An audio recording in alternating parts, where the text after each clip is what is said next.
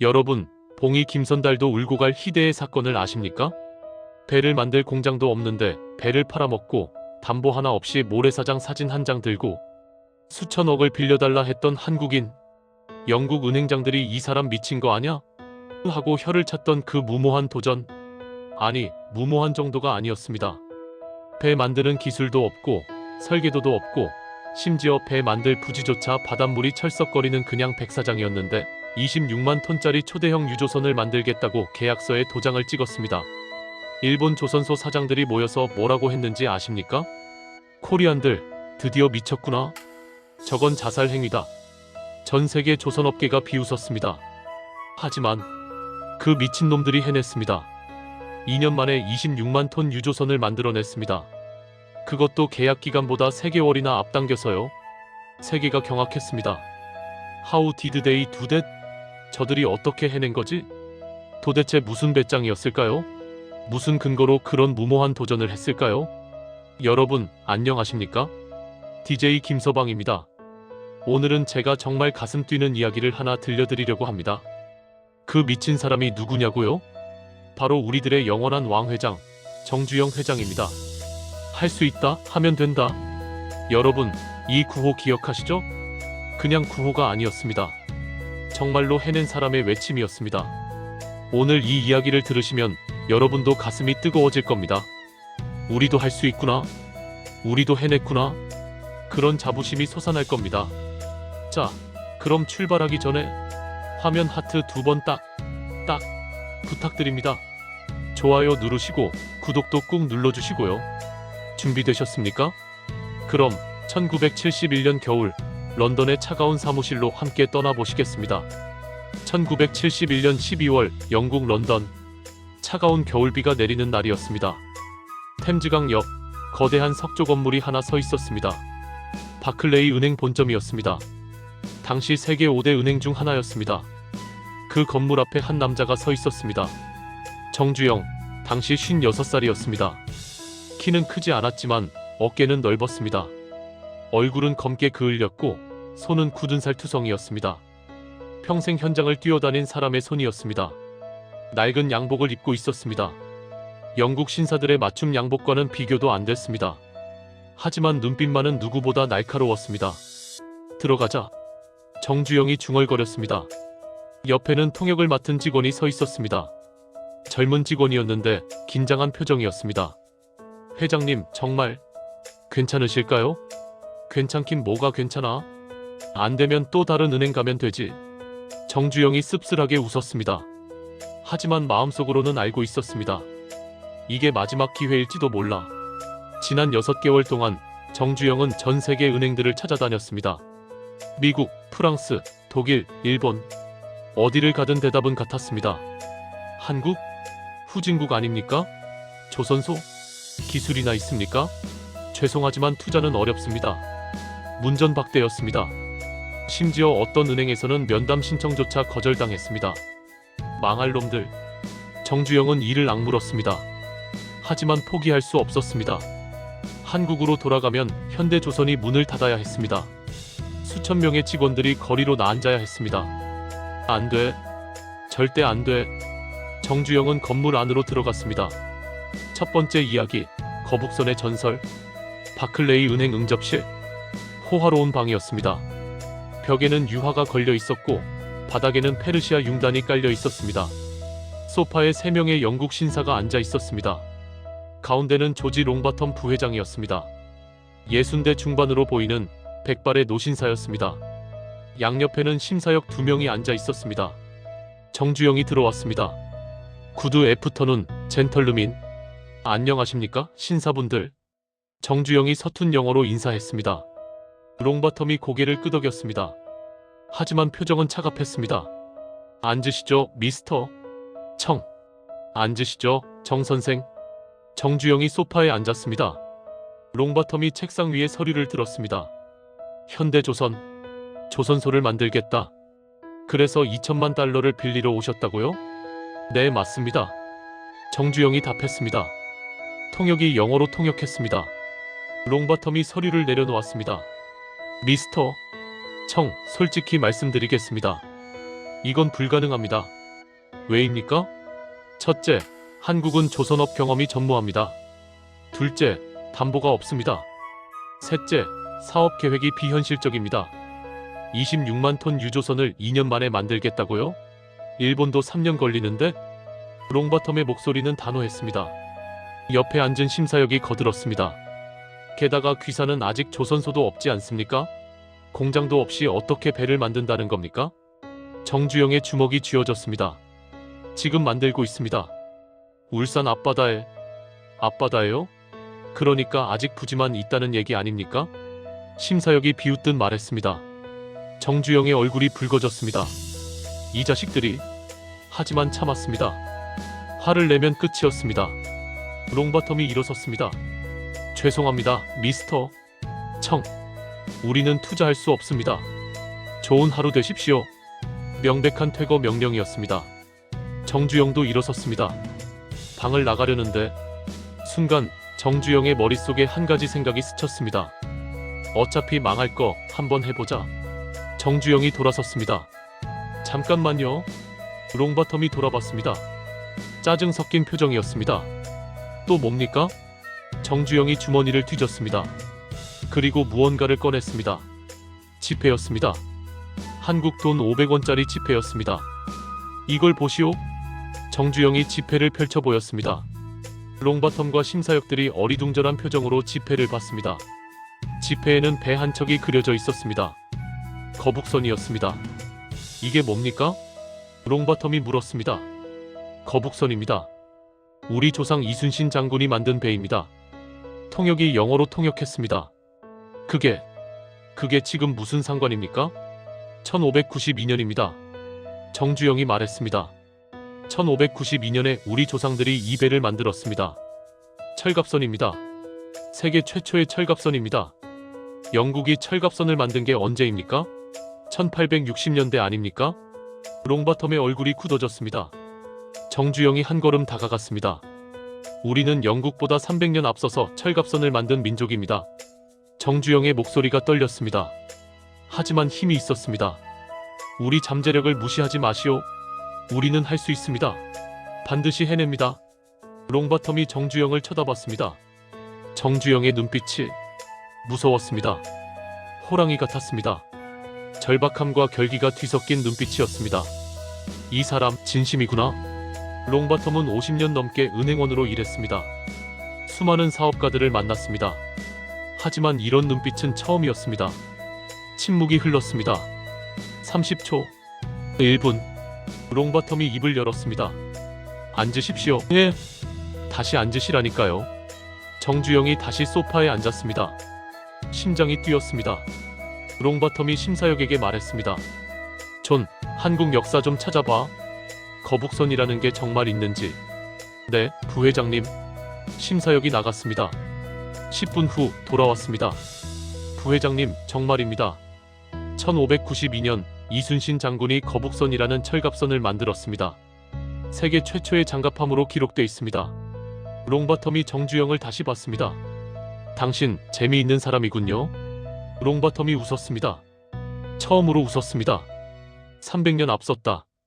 그 말이 맞네요. 그렇습니다. 정주영도 웃었습니다. 롱바텀이 말했습니다. 좋습니다. 우리 은행이 직접 투자하긴 어렵습니다. 하지만 롱바텀이 잠시 생각했습니다. 추천서를 써드리겠습니다. 영국 수출신용보증국에 보낼 추천서입니다. 그쪽에서 보증을 서주면 다른 은행에서 돈을 빌릴 수 있을 겁니다. 정주영의 눈이 커졌습니다. 정말입니까? 네. 하지만 조건이 있습니다. 무슨 조건입니까? 반드시 성공하십시오. 당신이 실패하면 나도 웃음거리가 됩니다. 알겠습니까? 정주영이 벌떡 일어나 허리를 깊이 숙였습니다. 감사합니다. 정말 감사합니다. 반드시 성공하겠습니다. 롱바텀이 손을 내밀었습니다. 구드럭 미스터 청. 행운을 빕니다. 정 선생. 정주영이 그 손을 꼭 잡았습니다. 감사합니다. 정말 감사합니다. 은행을 나왔습니다. 밖에는 여전히 겨울비가 내리고 있었습니다. 하지만 정주영은 춥지 않았습니다. 가슴이 뜨거웠습니다. 해냈다. 해냈어? 옆에 있던 직원이 물었습니다. 회장님, 정말 됩니까? 됐지. 추천서만 받으면 돼. 정주영이 환하게 웃었습니다. 그날 밤 호텔 방에서 정주영은 500원짜리 지폐를 꺼내봤습니다. 거북선이 그려진 지폐였습니다. 이순신 장군님, 감사합니다. 덕분에 한 곱이 넘겼습니다. 정주영이 지폐를 가슴에 꼭 안았습니다.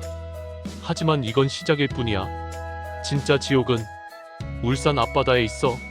정주영은 창밖을 봤습니다. 런던의 야경이 보였습니다. 화려한 불빛들이 반짝였습니다. 2년 안에 26만 톤 유조선을 만들어야 해. 부지도 없고 기술도 없고 인력도 부족해. 하지만 해야 해. 반드시 해야 해. 정주영의 손이 주먹을 쥐었습니다. 며칠 후 정주영은 영국 수출 신용 보증국으로부터 보증을 받았습니다. 그리고 다른 은행들로부터 2천만 달러를 빌릴 수 있었습니다. 한국으로 돌아가는 비행기 안. 정주영은 창밖을 봤습니다. 구름 위로 하늘이 보였습니다. 파란 하늘이었습니다. 이제부터가 진짜야. 돈은 빌렸어. 이제 배를 만들어야 해. 과연 할 수 있을까? 순간 의심이 밀려왔습니다.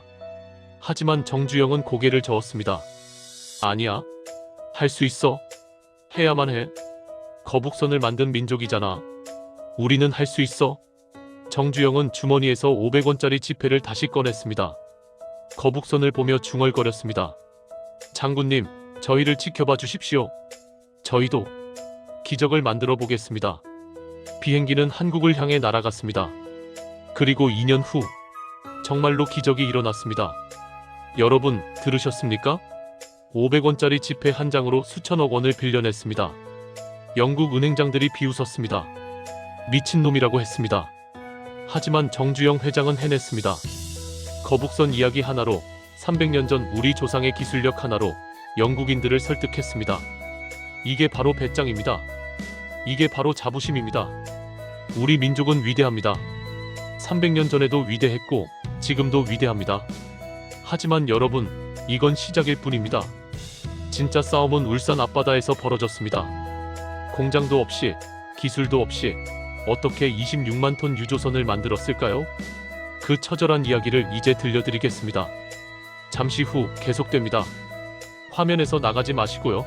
하트 한 번 더 눌러주시고 구독과 알림 설정도 부탁드립니다. DJ 김서방, 곧 다시 돌아오겠습니다. 여러분, 잠시 숨 좀 고르셨습니까? 지금까지는 런던에서 500원짜리 지폐 한 장으로 수천억 원을 빌려낸 정주영 회장의 이야기를 들으셨습니다. 배짱 하나로 영국 은행장을 설득한 그 통쾌한 이야기를요. 하지만 여러분, 진짜 지옥은 이제부터였습니다. 돈은 빌려왔습니다. 좋습니다. 그런데 막상 가보니 어땠을까요? 거기는 허허벌판 모래밭이었습니다. 파도만 철썩거리는 울산 미포만, 그 백사장에서 세계 최대 조선소를 짓는다니 다들 미쳤다고 했지요. 더 미친 건 뭔지 아십니까? 조선소를 지으면서 동시에 배를 만들기 시작했습니다. 공장도 없는데 제품부터 만든다고요? 세계 조선업 역사상 전례가 없는 일이었습니다. 일본 조선소 사장들이 뭐라고 했는지 아십니까? 저건 자살 행위다. 1년 안에 파산할 거다. 전 세계가 비웃었습니다. 하지만 우리는 해냈습니다. 오늘 두 번째 이야기는 그 지옥 같은 현장의 이야기입니다. 손수건, 아직 버리지 마십시오. 더 많이 우실 겁니다. 준비되셨습니까? 그럼 1972년 봄, 울산 미포만 백사장으로 함께 떠나보시겠습니다. 두 번째 이야기, 현장 소장 박 소장의 시선. 1972년 3월 10일, 울산 미포만. 박철수 소장은 트럭에서 내렸습니다. 35살, 토목기사 출신이었습니다. 정주영 회장이 직접 발탁해서 현장 소장으로 임명한 사람이었습니다. 이게 조선소 부지라고? 박 소장은 허탈하게 웃었습니다. 눈앞에는 끝없이 펼쳐진 백사장이었습니다. 아무것도 없었습니다. 건물도, 기계도, 심지어 전봇대 하나 없었습니다. 파도만 철썩철썩 밀려왔습니다. 갈매기들이 하늘을 날았습니다. 소장님, 여기가 정말 맞습니까? 옆에 선 부소장이 물었습니다. 지도상으로는 여기가 맞는데. 박 소장이 지도를 다시 펼쳤습니다. 울산시 남구 매암동. 맞아. 여기야. 하지만 이걸 어떻게? 부소장의 목소리가 떨렸습니다. 그때 뒤에서 목소리가 들렸습니다. 이바들 뭐하고 서있나? 돌아보니 정주영 회장이었습니다. 낡은 작업복을 입고 안전모를 쓰고 있었습니다. 장화를 신고 백 사장을 걸어오고 있었습니다. 회장님, 박 소장이 급히 달려갔습니다. 회장님, 여기가 너무 뭐? 정주영이 빙그레 웃었습니다. 허허벌판 아닙니까? 그래서 좋지. 깨끗한 백지장이야. 우리가 원하는 대로 그림을 그릴 수 있어. 정주영이 백 사장을 둘러봤습니다. 저기 도크를 팔 거야. 그리고 저기 크레인을 세우고 저기 사무실 건물을 짓고. 정주영의 눈에는 이미 완성된 조선소가 보이는 듯 했습니다. 박 소장은 감탄했습니다. 이 사람은 정말 다르구나. 자, 시간 없어. 당장 시작하자. 지금요? 지금 당장요? 그래, 지금 당장. 내일 모레면 일본에서 기술자들이 온다. 그 전에 막사라도 지어야지.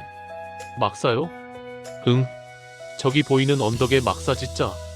일꾼들이 잠잘 곳이 필요해. 정주영이 가리킨 곳을 박 소장이 봤습니다. 언덕이라기보다는 자풀만 무성한 야산이었습니다. 저기요? 하지만 저기는 뭐가 문제야? 독사가 많다고 들었습니다. 정주영이 웃었습니다. 독사? 독사는 우리보다 무서워할 거야. 우리가 더 독하니까. 박 소장도 웃을 수밖에 없었습니다. 알겠습니다.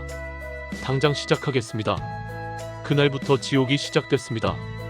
일꾼들이 모여들었습니다. 전국 각지에서 왔습니다. 젊은이도 있었고 중년도 있었고 심지어 환갑이 넘은 노인도 있었습니다. 모두 한 가지 이유로 왔습니다. 돈을 벌기 위해서였습니다. 자, 여러분, 우리가 여기서 할 일은 간단합니다. 박 소장이 소리쳤습니다. 조선소를 짓는 겁니다. 세계 최대 조선소를. 일꾼들이 웅성거렸습니다. 세계 최대? 이 백사장에서? 소장님, 농담하시는 거 아니죠? 박 소장이 손을 들어 일꾼들을 진정시켰습니다. 농담 아닙니다. 진심입니다. 우리는 2년 안에 26만 톤짜리 유조선을 만들어야 합니다. 2년? 불가능합니다. 한 일꾼이 소리쳤습니다. 일본도 3년 걸리는데. 박 소장이 고개를 끄덕였습니다. 맞습니다. 불가능합니다. 상식적으로는요. 박 소장이 잠시 멈췄습니다. 하지만 우리는 해야 합니다. 왜냐하면 우리가 못하면 대한민국 조선업은 끝입니다. 침묵이 흘렀습니다. 여러분, 각오하십시오. 이건 전쟁입니다. 시간과의 전쟁입니다. 여러분이 싸워서 이겨야 합니다. 일꾼들이 서로를 바라봤습니다. 그리고 하나둘 고개를 끄덕였습니다. 좋습니다. 해봅시다. 어차피 할 거면 제대로 해봅시다. 박 소장은 가슴이 뜨거워졌습니다. 고맙습니다. 정말 고맙습니다. 작업이 시작됐습니다. 첫 번째 작업은 부지 정리였습니다. 백사장을 평평하게 다져야 했습니다. 바위를 깨야 했습니다. 자풀을 제거해야 했습니다. 중장비가 있었으면 좋았겠지만 없었습니다. 그래서 맨손으로 했습니다. 곡괭이와 삽으로 땅을 팠습니다. 땡, 땡, 땡. 아침부터 저녁까지 곡괭이 소리가 울렸습니다. 일꾼들의 손에 물집이 잡혔습니다. 물집이 터졌습니다. 피가 흘렀습니다. 하지만 아무도 불평하지 않았습니다. 박 소장도 함께 일했습니다. 현장 소장이지만 책상에 앉아있지 않았습니다. 일꾼들과 함께 곡괭이를 들었습니다. 소장님은 쉬셔도 됩니다. 한 일꾼이 말했습니다. 아니야. 나도 같이 해야지. 너희들만 고생시킬 순 없지. 박 소장이 웃으며 말했습니다. 일꾼들이 감동했습니다. 이 사람 진짜 우리와 함께 하는구나. 한 달이 지났습니다. 백사장이 평평해졌습니다. 바위가 제거됐습니다. 이제 다음 단계였습니다. 도크를 파야 했습니다. 도크는 배를 만드는 곳입니다. 거대한 구덩이를 파서 그 안에서 배를 조립하는 것입니다. 문제는 크기였습니다. 길이 400m, 폭 80m, 깊이 15m의 도크를 파야 했습니다. 이걸 언제 다 파냐? 부소장이 한숨을 쉬었습니다. 박 소장도 막막했습니다. 하지만 할 수밖에 없었습니다. 일꾼을 더 뽑자. 그리고 24시간 교대로 일하자. 24시간요? 그래. 낮에는 A팀이 일하고 밤에는 B팀이 일하는 거야. 하지만 밤에는 어둡지 않습니까? 조명을 설치하자. 전기가 안 들어오면 발전기를 돌리고 박 소장의 눈빛은 확고했습니다. 그날부터 현장은 24시간 돌아갔습니다. 낮에도 밤에도 곡괭이 소리가 그치지 않았습니다. 일꾼들은 교대로 일했습니다. 8시간 일하고 8시간 자고 다시 8시간 일했습니다. 박 소장은 거의 자지 못했습니다. 낮에는 현장을 지휘하고 밤에는 설계도를 그렸습니다. 하루에 3시간 정도 쪽잠을 잤습니다. 트럭 안에서 잤습니다. 침대도 없었습니다. 운전석에서 몸을 웅크리고 잤습니다. 어느 날 새벽 3시, 박 소장이 트럭에서 쪽잠을 자고 있었습니다. 똑똑똑. 누군가 창문을 두드렸습니다. 박 소장이 깜짝 놀랐겠습니다. 창문을 열었습니다. 정주영 회장이었습니다. 회장님, 이 시간에? 자네도 못 자고 있구만. 정주영이 웃었습니다. 회장님은 왜 안 주무십니까? 잠이 오나? 걱정돼서 어떻게 자나? 정주영이 현장을 둘러봤습니다. 밤인데도 환했습니다. 조명이 켜져 있었고 일꾼들이 일하고 있었습니다. 잘하고 있네. 박 소장, 고생이 많아. 아닙니다. 당연한 일을 할 뿐입니다. 이봐, 박 소장. 정주영이 박 소장을 쳐다봤습니다. 우리 할 수 있을까? 박 소장은 놀랐습니다. 정주영 회장이 의심하다니. 항상 자신만만하던 그 사람이. 회장님, 무슨 말씀을. 솔직히 무섭네. 2년 안에 배를 만든다는 게 정말 가능한 건지. 정주영의 목소리가 떨렸습니다. 박 소장은 정주영의 어깨를 잡았습니다. 회장님, 우리는 할 수 있습니다. 어떻게 그렇게 확신하나? 왜냐하면 회장님이 계시니까요. 그리고 저희가 있으니까요. 박 소장이 현장을 가리켰습니다. 저 일꾼들 보십시오. 새벽 3시에도 일하고 있습니다. 왜 그럴까요? 회장님을 믿기 때문입니다. 정주영의 눈에 눈물이 맺혔습니다. 고맙네. 정말 고맙네. 두 사람은 한참을 말없이 서 있었습니다. 석 달이 지났습니다. 도크가 완성됐습니다. 거대한 구덩이였습니다. 축구장 5개를 합친 크기였습니다. 일꾼들이 환호했습니다. 됐다. 우리가 해냈다. 하지만 기뻐할 시간이 없었습니다. 이제 진짜 시작이었습니다. 배를 만들어야 했습니다. 문제는 기술이 없었습니다. 한국에는 대형 선박을 만든 경험이 전무했습니다. 그래서 일본에서 기술자들을 불렀습니다. 일본 조선소에서 은퇴한 기술자들이었습니다. 그들이 한국에 왔습니다. 하지만 이게 뭐야? 이게 조선소라고? 일본 기술자들이 비웃었습니다. 크레인도 제대로 없고 용접 장비도 낡았어. 이걸로 어떻게 배를 만들어? 불가능해.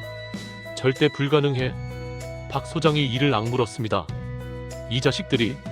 하지만 참았습니다. 그들의 기술이 필요했으니까요. 선생님들, 부탁드립니다. 저희를 가르쳐 주십시오. 박 소장이 고개를 숙였습니다. 일본 기술자들이 서로를 봤습니다. 좋아. 해보자. 하지만 우리 말대로 해야 해. 알겠습니다. 작업이 시작됐습니다. 먼저 선체를 만들어야 했습니다. 철판을 자르고 용접하고 조립하는 과정이었습니다. 한국 용접공들이 투입됐습니다. 하지만 대부분 경험이 없었습니다. 이봐, 그렇게 용접하면 안 돼. 일본 기술자가 소리쳤습니다. 각도가 틀렸어.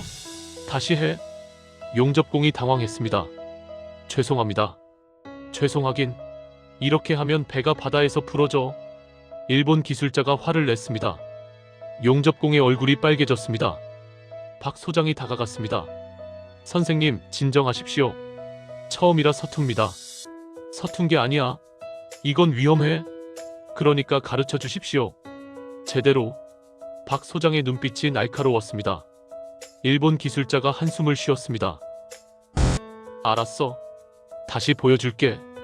그날부터 한국 용접공들은 미친 듯이 배웠습니다. 아침부터 저녁까지 용접 연습을 했습니다. 손이 데었습니다. 불꽃이 튀어서 얼굴에 화상을 입었습니다. 하지만 멈추지 않았습니다. 해야 해. 반드시 해야 해. 한 달이 지나자 용접공들의 실력이 눈에 띄게 늘었습니다. 일본 기술자도 인정했습니다. 나쁘지 않네. 이 정도면. 쓸만해.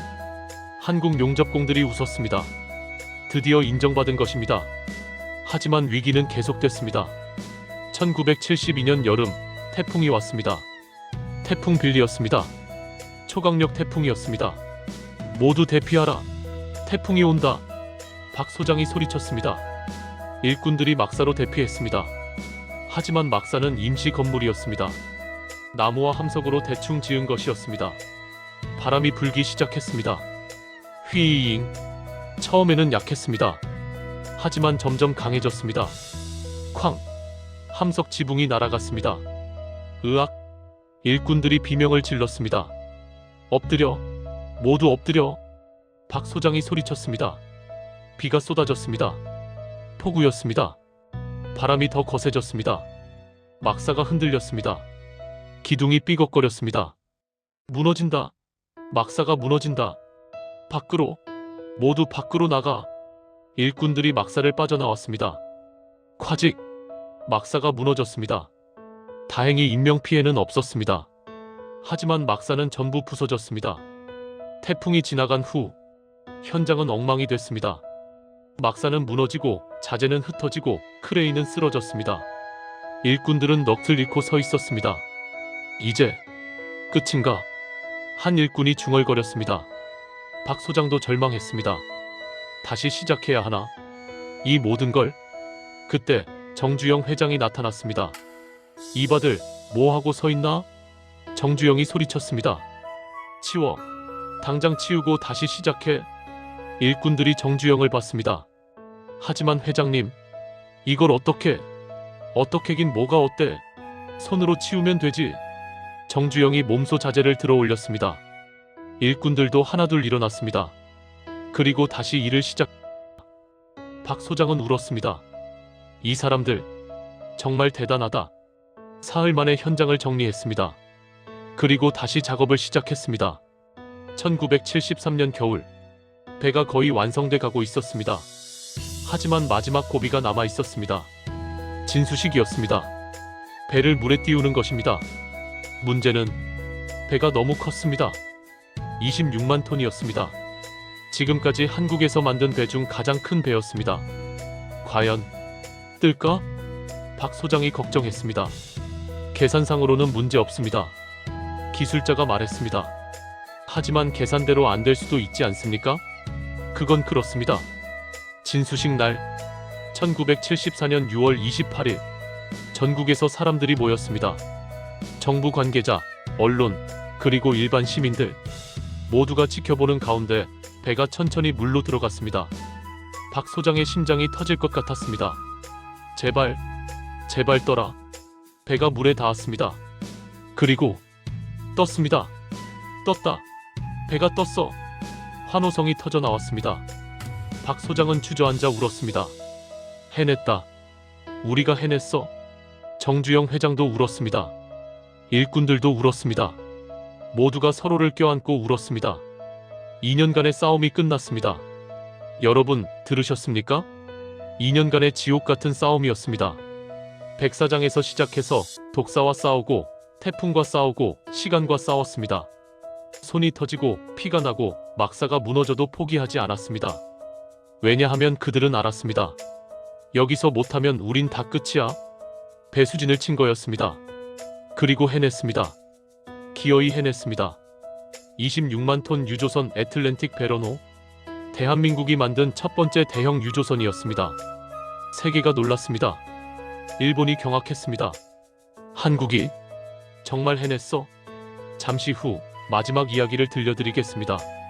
그 배가 세계로 나가서 어떤 반응을 받았는지, 그리고 지금 우리가 무엇을 기억해야 하는지 말입니다. 화면에서 나가지 마시고요. 하트 한 번 더 눌러주시고 구독과 알림 설정도 부탁드립니다. DJ 김서방, 곧 다시 돌아오겠습니다. 여러분, 잠시 숨 좀 고르셨습니까? 지금까지 우리는 정말 처절한 이야기를 들었습니다. 백사장에서 시작해서 독사와 싸우고 태풍과 싸우고 밤낮 없이 곡괭이를 들었던 그 2년간의 전쟁 말입니다. 그리고 드디어 1974년 6월 28일 마침내 26만 톤급 거함 애틀랜틱 베러노가 뱃고동을 울렸습니다. 부후. 그 소리가 울산 앞바다를 흔들었습니다. 세계가 놀랐습니다. 일본이 경악했습니다. 유럽이 박수를 보냈습니다. 한국이 정말 해냈다. 믿을 수 없어. 2년 만에. 이건 기적이다. 기적이야. 세계가 기적이라고 불렀습니다. 하지만 여러분, 그건 기적이 아니었습니다. 그건 땀이었습니다. 피였습니다. 눈물이었습니다. 그리고 그 기적은 계속됐습니다. 50년이 지난 지금 대한민국은 세계 1위 조선 강국이 됐습니다. 오늘의 마지막 이야기는 그 영광을 물려받은 손자 세대의 이야기입니다. 손수건, 마지막으로 한 번 더 필요하실 겁니다. 준비되셨습니까? 그럼 2024년 12월 울산 HD현대중공업으로 함께 돌아오겠습니다. 세 번째 이야기, 현대 엔지니어 지수의 시선. 2024년 12월 5일 울산 HD현대중공업 29살 엔지니어 박지수는 안전모를 쓰고 조선소를 걸었습니다. 조선해양공학과를 졸업하고 입사한 지 5년째였습니다. 지수씨, 3번 도크 설계 검토 끝났어요? 선배 엔지니어가 물었습니다. 네, 막 끝냈습니다. 이메일로 보내드렸어요. 좋아요. 그럼 오늘 오후에 회의하죠. 지수는 도크를 향해 걸었습니다. 거대한 크레인이 보였습니다. 골리앗 크레인. 높이 120m, 무게 1만 톤이 넘는 세계 최대 크레인이었습니다. 지수는 매일 이 크레인을 봤지만 여전히 감탄했습니다. 정말 크다. 도크에 도착했습니다. 거대한 배 한 척이 건조되고 있었습니다. LNG 운반선이었습니다. 길이 295m, 폭 46m, 17만 입방미터급 초대형 LNG선이었습니다. 와! 지수는 감탄했습니다. 일하는 사람들이 보였습니다.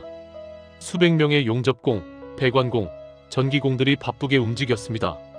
최첨단 장비들이 가동되고 있었습니다. 로봇 용접기, 3D 스캐너, 드론 검사 시스템. 50년 전과는 완전히 달랐습니다. 하지만 지수는 알고 있었습니다. 이 모든 게 할아버지 세대 덕분이야. 지수의 할아버지는 박철수였습니다. 1972년 현대조선소 첫 현장 소장이었던 그분이었습니다. 할아버지는 3년 전에 돌아가셨습니다. 향년 87살이었습니다. 돌아가시기 전 할아버지가 들려준 이야기가 있었습니다. 지수야, 할아버지가 옛날에 여기서 일했단다. 여기요? 이 조선소에서요? 응. 이 조선소가 처음 생길 때 말이야. 1972년에. 와, 그때는 어땠어요? 아무것도 없었어. 그냥 백사장이었지. 파도만 철썩거리는. 할아버지의 눈빛이 멀어졌습니다. 우리는 맨손으로 시작했어. 곡괭이로 땅을 파고 삽으로 흙을 날랐지. 손에 물집이 잡히고 피가 나도 멈추지 않았어. 왜요? 왜 그렇게까지 하셨어요? 해야 했으니까. 안 하면 끝이었으니까. 할아버지가 지수의 손을 잡았습니다. 지수야, 너는 행복한 거야? 이런 좋은 시설에서 일할 수 있잖니? 할아버지 때는 상상도 못했어. 할아버지, 고생 많으셨어요. 고생? 고생은 무슨? 우리는 자랑스러웠어. 우리가 역사를 만들고 있다는 게 자랑스러웠어. 할아버지는 그날 이후 며칠 후에 돌아가셨습니다. 지수는 할아버지의 장례식에서 많이 울었습니다. 오늘은 할아버지 기일이었습니다. 지수는 점심시간에 회사 박물관에 갔습니다. HD현대중공업 역사관. 1층에는 회사의 역사가 전시돼 있었습니다. 흑백 사진들이 벽에 걸려 있었습니다. 지수는 천천히 사진들을 봤습니다. 첫 번째 사진.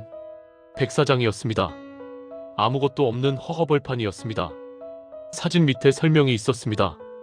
1972년 3월 현대조선소 건설 시작 전 미포만 전경. 지수는 그 사진을 뚫어지게 봤습니다.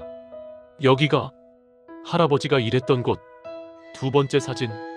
사람들이 곡괭이를 들고 땅을 파고 있었습니다. 얼굴은 땀과 흙으로 뒤덮여 있었습니다. 하지만 눈빛만은 살아 있었습니다. 세 번째 사진. 막사가 보였습니다. 함석으로 대충 지은 건물이었습니다. 사진 밑에 설명이 있었습니다. 1972년 여름, 태풍으로 무너진 막사. 하지만 일꾼들은 포기하지 않았다. 지수의 눈에 눈물이 맺혔습니다. 이렇게 힘들었구나. 네 번째 사진. 배가 물에 뜨는 순간이었습니다. 사람들이 환호하고 있었습니다. 1974년 6월 28일 애틀랜틱 베러노 진수식. 대한민국 최초의 대형 유조선. 지수는 그 사진을 보며 울었습니다. 할아버지, 당신들이 해내셨구나. 유리 케이스 안에 전시물이 있었습니다. 낡은 작업화 한 켤레였습니다. 설명문이 있었습니다. 정주영 회장이 신었던 작업화. 1972년부터 1974년까지 현장에서 신었던 것으로 추정됨. 지수는 그 작업화를 봤습니다. 낡고 해졌습니다. 밑창이 닳아서 구멍이 뚫렸습니다. 이 신발로 2년을 현장을 뛰어다니셨구나. 옆에 또 다른 전시물이 있었습니다. 500원짜리 지폐였습니다. 거북선이 그려진 지폐였습니다. 설명문이 있었습니다. 정주영 회장이 영국 바클레이 은행에서 보여준 500원권 지폐. 이 지폐로 한국의 조선 기술력을 설명했다고 전해진다. 지수는 그 지폐를 보며 웃었습니다. 정말 대단한 배짱이셨어. 순간 지수는 깨달았습니다. 지금 내가 설계하는 이 최첨단 LNG선이 사실은 이 500원짜리 지폐 한 장과 할아버지들의 깡다구 위에서 만들어진 거구나. 지수의 눈시울이 붉어졌습니다. 박물관을 나와서 지수는 다시 도크로 갔습니다. LNG선 건조 현장이었습니다.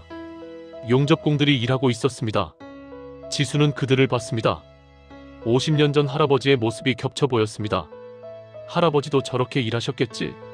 손에 물집 잡히고 피 흘리면서 지수는 용접공 한 명에게 다가갔습니다. 아저씨, 수고하십니다. 네. 아, 네. 수고하세요.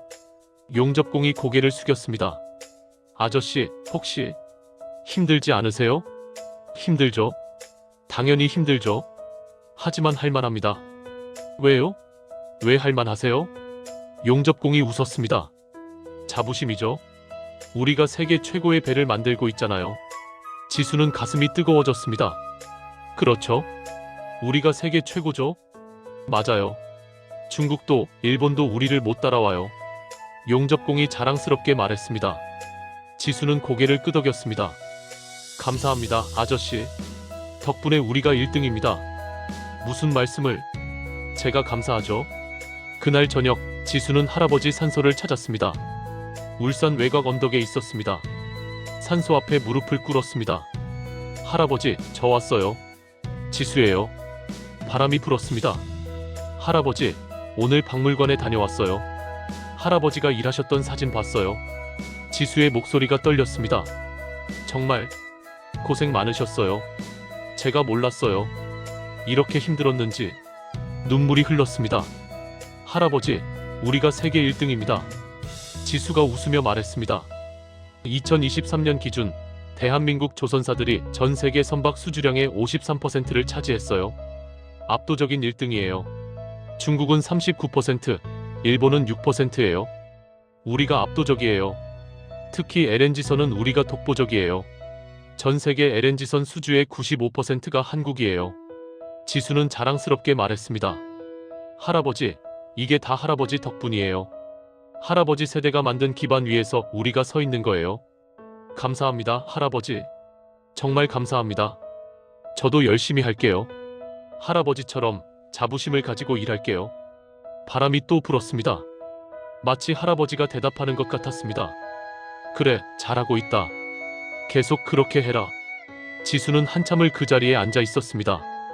다음 날 회사 조회 시간. 사장이 앞에 섰습니다. 여러분, 좋은 소식이 있습니다. 사장이 웃으며 말했습니다. 어제 카타르에서 LNG선 12척 수주에 성공했습니다. 박수가 터져 나왔습니다. 총 금액 120억 달러입니다. 한화로 15조 원입니다. 환호성이 울렸습니다. 이것으로 우리 회사는 올해 수주 목표를 초과 달성했습니다. 사장이 잠시 말을 멈췄습니다. 하지만 여러분, 잊지 마십시오. 이 모든 게 50년 전 선배들의 희생 덕분입니다. 1972년 아무것도 없던 백사장에서 시작했습니다. 정주영 회장님과 우리 선배들이 맨손으로 만든 이 회사입니다. 우리는 그 정신을 이어가야 합니다. 할 수 있다, 하면 된다 정신을 말입니다. 지수는 가슴이 뜨거워졌습니다. 맞아. 우리는 할 수 있어. 하면 돼. 여러분, 오늘의 긴 이야기를 끝까지 들어주셔서 정말 감사합니다. 지금 여러분, 가슴이 뜨겁지 않으십니까? 자부심이 솟아오르지 않으십니까?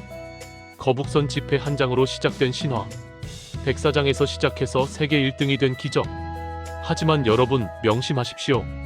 이건 정주영 회장 혼자 한 게 아닙니다. 그 뒤에는 묵묵히 땀 흘린 수만 명의 아버지들이 계셨습니다. 곡괭이를 들고 땅을 팠던 분들, 용접기를 들고 밤새 일했던 분들, 손에 물집 잡히고 피 흘리고 태풍의 막사가 무너져도 포기하지 않았던 분들, 그분들이 진짜 영웅입니다. 그분들 덕분에 지금 우리가 있습니다. 2024년 현재 대한민국은 세계 1위 조선 강국입니다. 전 세계 선박 수주량의 53%를 차지합니다.